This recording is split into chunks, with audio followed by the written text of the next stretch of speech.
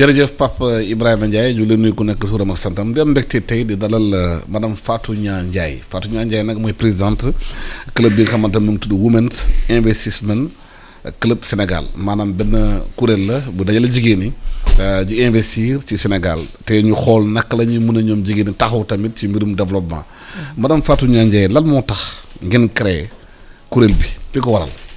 waaw salaamaaleykum Alassane maa ngi lay nuyu di nuyu auditeurs yi ak téléspectateurs yi rajo yëpp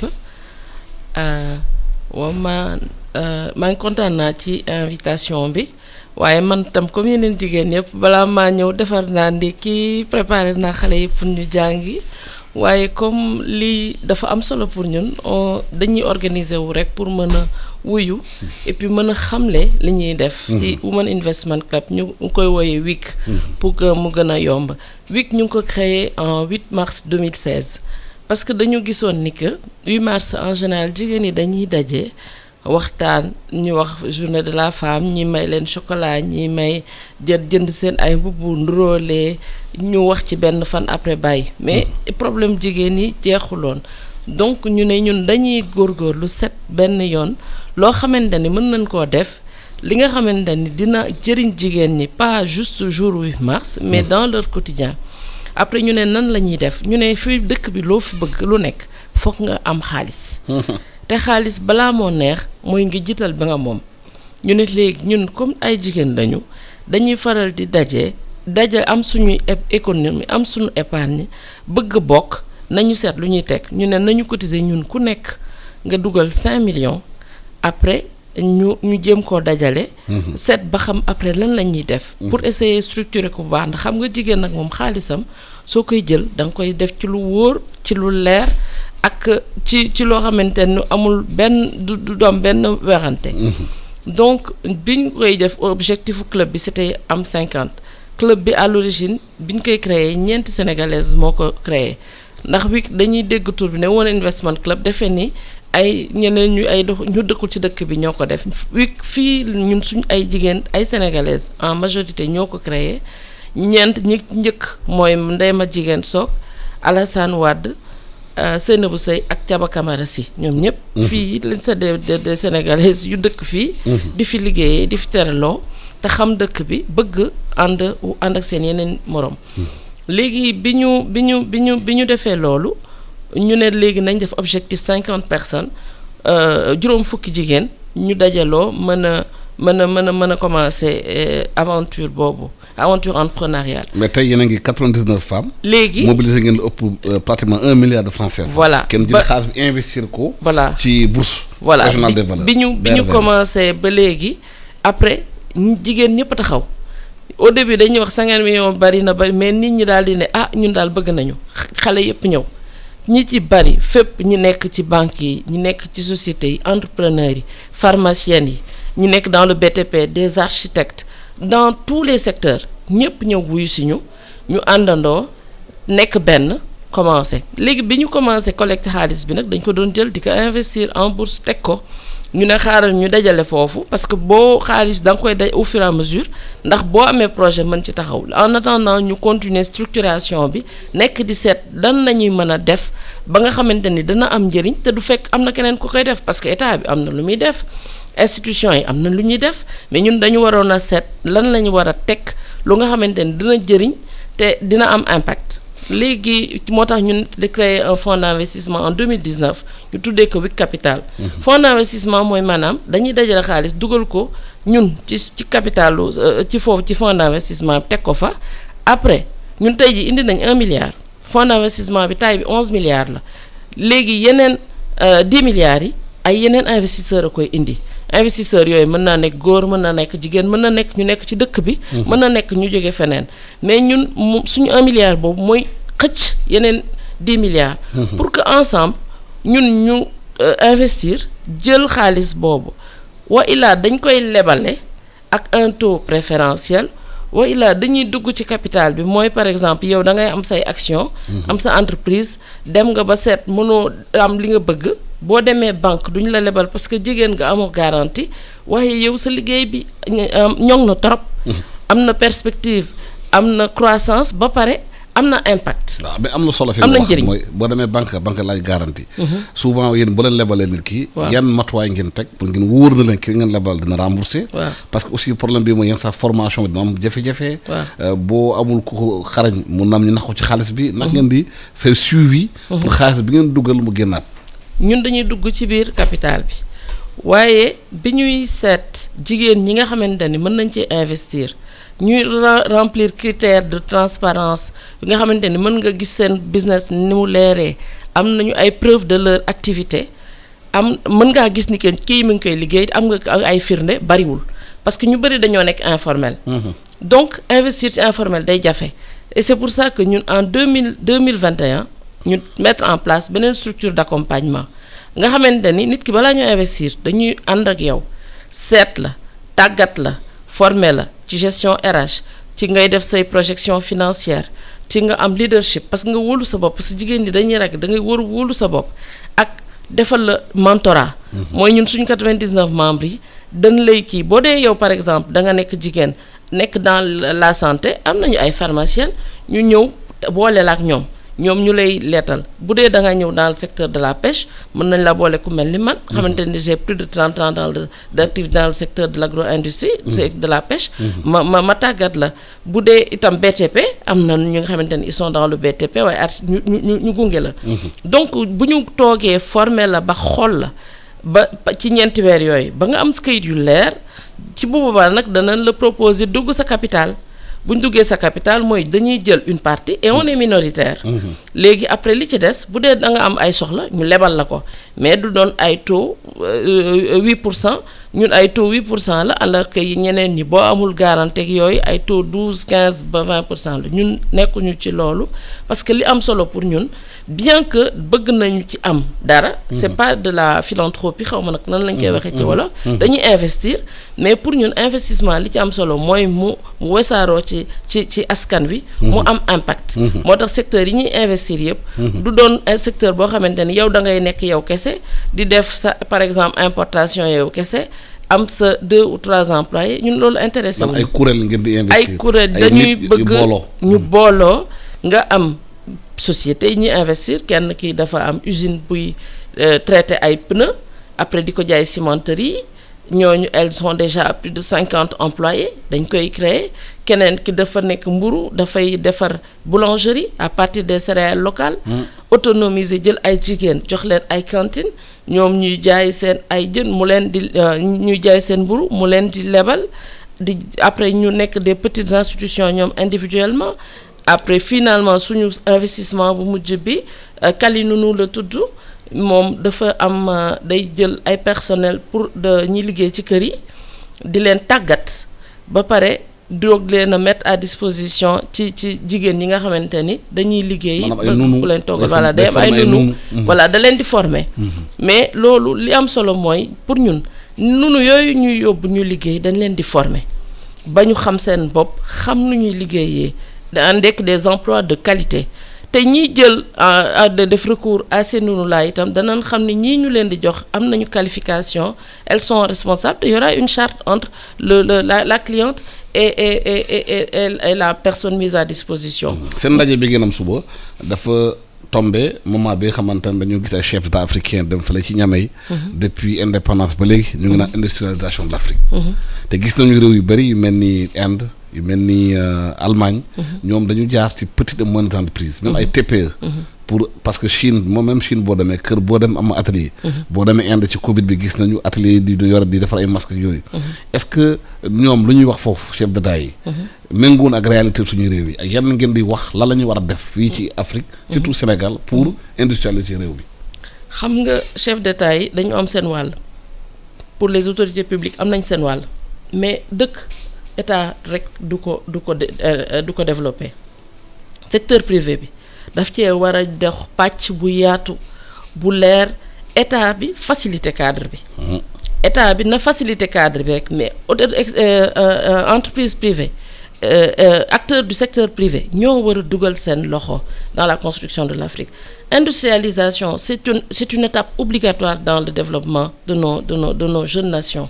moo tax ñun dans nos investissements dañuy seet toujours nu ñuy mën a accompagner lu ñuy wax le passage à l'échelle mooy par exemple tey jii nga nekkoon di def artisanat di def ay petite production mais ci loo xamante ni mën na jëriñ askan bi ñu permettre la en entrant dans le capital nga mën a jënd ay machines mën a structurer wu teg mën a recruter des gens ak un cahier des charges bien clair parce que c'est le pari de la production aussi c'est le pari de la qualité.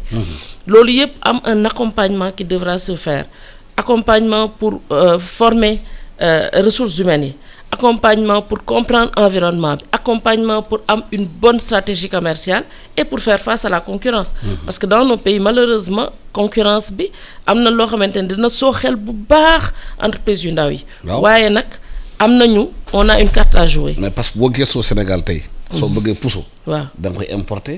bouton da nga koy importer. waaw même cure-dent. waaw 6000 kilomètres daf jóge Chine ñëw ba Sénégal. dëgg la alors que fii. xëy na bu ñu ko tàggatoon nit ñi. waaw def transfert de technologie. mën nañ ko mun defar puso Sénégal puso ba léegi dañ koy importer. dëgg la même yëre yi ñuy sol sax lu bari dañ koy importer. lu musiba la. waaye tey jii su forum bi ñu jëm suba xam naa après dinaa ci wax am nañu ay styliste yi nga xamante ne ay nunu design yoo xamante ni ñoom coton bi ñu liggéeyee ci dëkk bi la ñuy liggéey tisserand yi ñi nekk ñi def pagne tissé Saraya suñu beneen entreprise bu ñu investir ñooñu ci yooyu la ñuy yëngu am nañu tamit ay entrepreneurs bu tudd Jolof Cuir. mais loo xam ne échelle bu ndaw la. parce que Sodefitex tëj na. waaw entreprise ngand yi tëj na. tissu ñu koy importer Chine lay jógee. Inde lay jógee. waaw loolu mooy problème bi. mais wàññi ci benn lay commencer. waaw ñun. tey jii ku mel ni entreprise bu mel ni Jolof Cuir bu ñu ko jàppalee. tey jii mi ngi def dans son industrie locale di defar suba suñ ko jàppalee indil ko machine yu baax yi accompagner son personnel dina mën a dem. ba jaay à travers l'Afrique avoir une vraie chaîne de valeur. Donc il faut pas que aussi qu'on tombe dans le global di def li nga xamante ni ñëpp ñu ngi koy def parce que bu boobaa importation duñ ko mën a kii. il faut que ñun ñu am spécificité yoo xamante ni produits yi ñuy joxe day doon des produits authentiques des produits qui sont originaux nga xamante ni fii c'est des mains expertes des mains raffinées des mains de femmes. ñoo ci jaar. mais est-ce que liggéey bi ngeen def yéen. sentir ngeen accompagnement état bi ci li ngeen di liggéey est-ce que état bi indi na expertise ku ngeen leen indi na ay financement parce que li ngeen def ay jigéen ñoo koy def ñooy former yeneen jigéen. est-ce que am ngeen accompagnement de l'état. waaw pour le cadre et que état bi accompagner nañ pour le cadre te bi ñuy commencer. waaw ci bi ñuy commencer Women Investment Club à travers la DER mettre à notre disposition une ligne de 500 millions pour jàppale ñu ni ñuy lever des fonds. pour ni ñu utee 10 milliards ak yeneen acteurs institutionnels yi DER dafa ñëw indi 500 millions donc je pense que ça c'est un appui institutionnel qui est quand même remarquable mais du ñu structure publique état bi nag danañ leen solliciter pour jàppale entrepreneurs yi pour avoir un cadre beaucoup plus compétitif te foofu lañ leen xaar état bi jàppale ñu ci accompagnement cadre légal bi ci fiscalité bi parce que entrepreneur yi tey jii koo ci ne formalisé wul mu ne waaw recruter mu recruter am nga say emploi salarié mu am sa emploi salarié waaye bu ñu fayee impôt sur les salaires une fois deux fois trois fois ne man fan laa jëm. lii dafa metti ci man dafa dis ci man. donc war nañoo xamante ni bu ñu bëggee des emplois décents il faut que état bi jàpp ñu lu benn cadre avec une fiscalité adaptée et ñu xool tàggat ko ba am loo xamante ni danañ mën a sortir de l'informel. parce que dëkk mënul toog ci informel. il faut que ñi ngeen di liggéeyal bu fekkee lu ñuy liggéey. ñoom na koy def ci réew mi. te produit ñu importé yi moo gën a moins cher.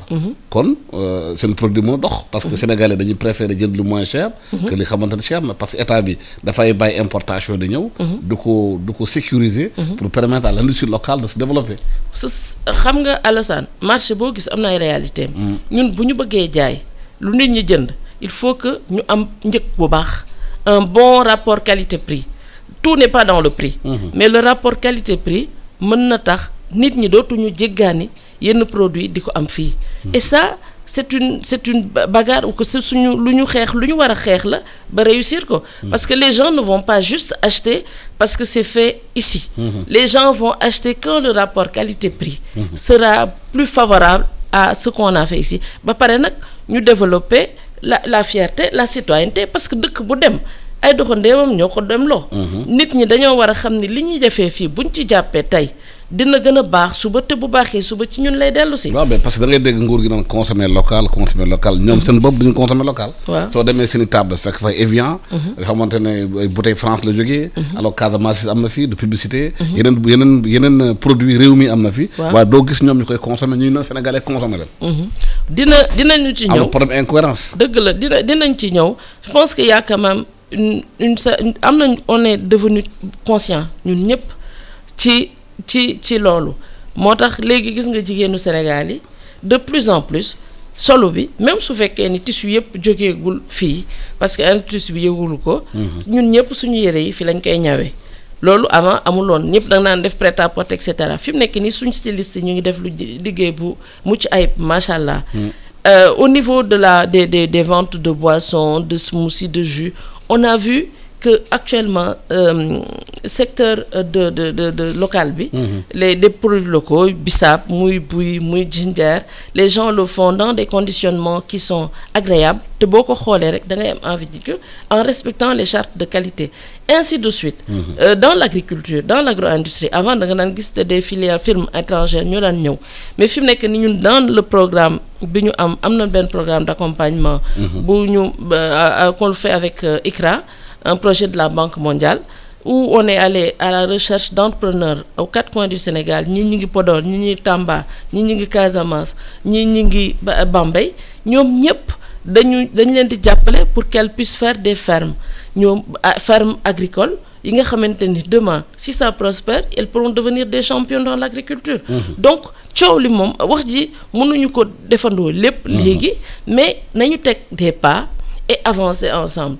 Et def évaluation moo tax suba ak jàmm incha allah on a organiser ce forum.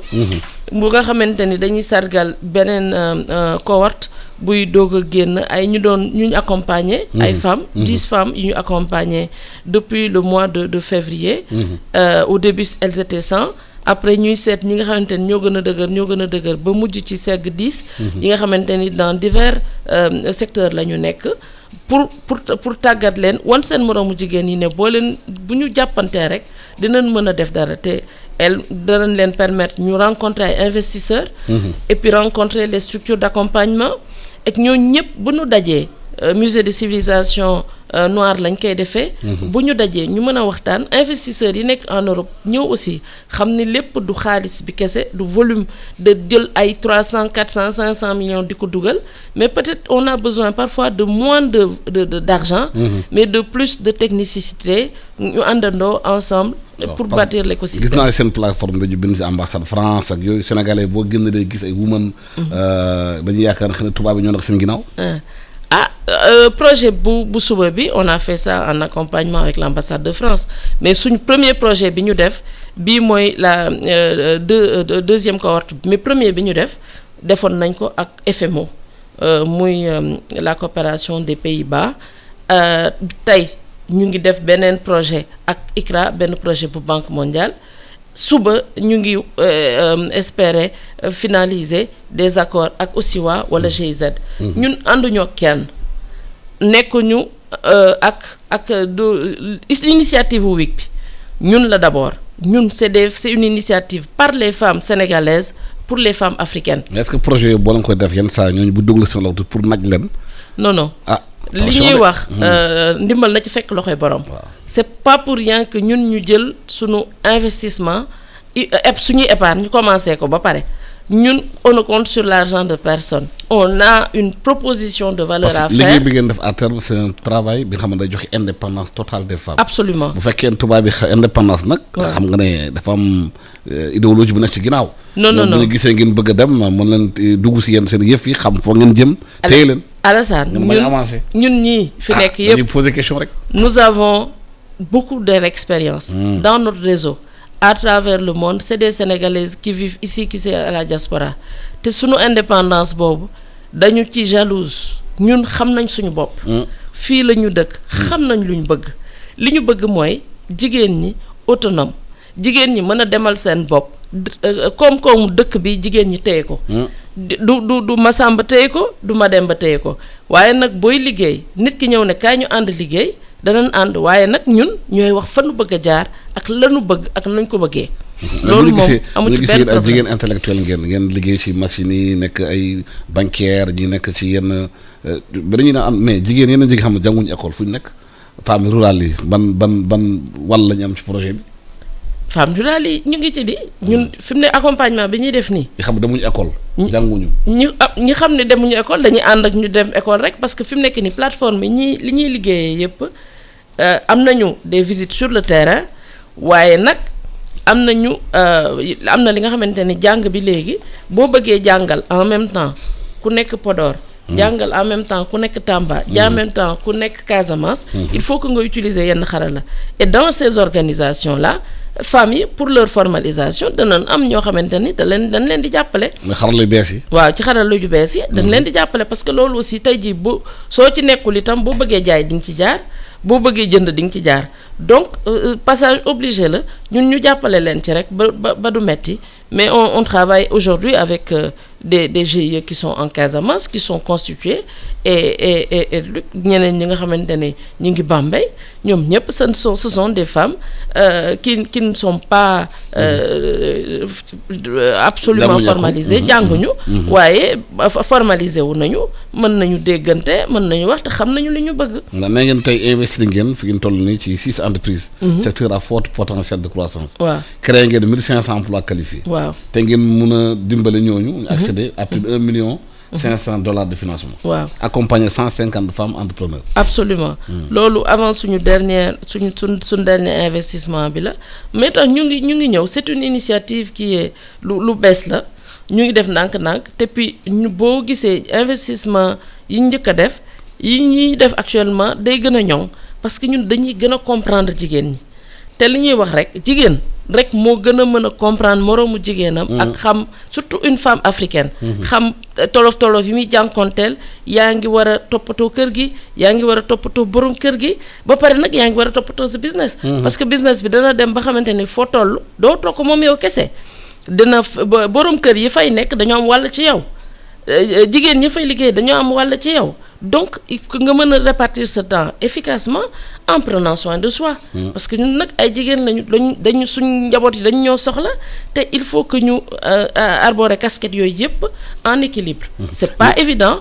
mais nag moo tax ñun femmes investisseurs yi on doit sortir et aller au front pour montrer aux autres femmes que yombul waaye nag c'est possible. ndax ëllëg bu ñu bëggee Afrique dox comme yeneen dëkk yi ni mu doxee. ñun ñoo ci war a dox suñu pàcc ba mu leer. waaw projet bu mel ne ndax ngeen def pour moytu politiciens yi caporaliser leen dugg ci seen affaire politiser ko téye leen naan famille ñoom daal dañ fi nekk daal bu élection ñëwee ñu nekk genre excuse-moi du terme bétail électoral ñu wooteel ñu dugg seen biir parce que campagne lañ jëm nii bu leen déggee tey opposition pouvoir yëpp nañu intéressé seen mbir ndax ngeen def pour moytu. ñun daal nous sommes un mouvement apolitique nous sommes un mouvement totalement apolitique. nous sommes c'est une initiative d'intérêt économique. waaw ci wolof. waaw ñun politique ñun koom la ñuy liggéeyal. waaw ba ngeen moytu politiciens yi. koom la ñuy liggéeyal waaye Alassane nag ñun fii la ñu dëkk ci dëkk bi xam nañu bu baax li ñu bëgg te xam nañu rester sur nos sujets moo tax nekk ñu am expérience baax si. ñun ñii yëpp dañu am nañ expérience xam nañu fu ñu liñ bëgg xam nañu fu ñu bëgg a dem. du ci kenn mënuñoo xëcc ci loo xamante ni bëgguñu ko. te ñun li ñu bëgg tey mooy jigéen yu nekk quel que soit ton âge quel que soit fa nga dëkk quel que soit fa nga bokk nga mën a suturlu ba mu baax mën a taxawu sa njaboot jëriñ sa réew. loolu moo ñu tax a jóg. lenn li ci des yépp ku nekk ak sa wàll ku nekk am nga lu la war ci dëkk bi ñun choisir nañu économie choisir nañu autonomisation économique des femmes sénégalaises et des femmes africaines parce que suñu modèle bi tey jii Bénin bëgg na ci keroog rek gis naa ministre de la femme bu Rwanda bi mu fi ñëwee ñoom tam intéressé na leen trop République démocratique du Congo tamit ñu ngi ciy wax ñu ngi góorgóorlu pour essayer de modèle bi ñu exporter ko partout en Afrique pour que jigéen Afrique yëpp jëfandikoo ko. Fatou Niang Ndiaye maa lay gërëm di la sant di fàttali auditeurs et spectateurs yi. yaay présidente Women's Investment Club Sénégal maanaam ay jigéen yu décider investir ci réew mi créer benn fonds d'investissement accompagner yeneen jigéen. pour suqali parce que jigéen lu mu gérer mooy gën a baax góor yi këpp kees rek lañ fi dekkee ci gën a bëri ñu ngi fii ni ma déglu te da ngeen suba avancé benn forum bi xamante ne dafay am fare forum d'investissement féminin bi am musée de civilisation noire du 29 au 30 suba lay démarrer mettre les femmes entrepreneurs au cœur du débat sur l'accès au financement pour créer un écosystème plus inclusif jigéen ñi war a kër yi ñoo la ñuy war a gën a fulaal jox leen doole yéen góor yi accompagne leen jigéen ñi ba la bëggee dëkk bi dox. gërëm naa leen sant naa leen bëccëg jàmm ak salaam Fatima Kane Ndiaye mu nekk ci technique bi Alassane Samba Diop ci micro.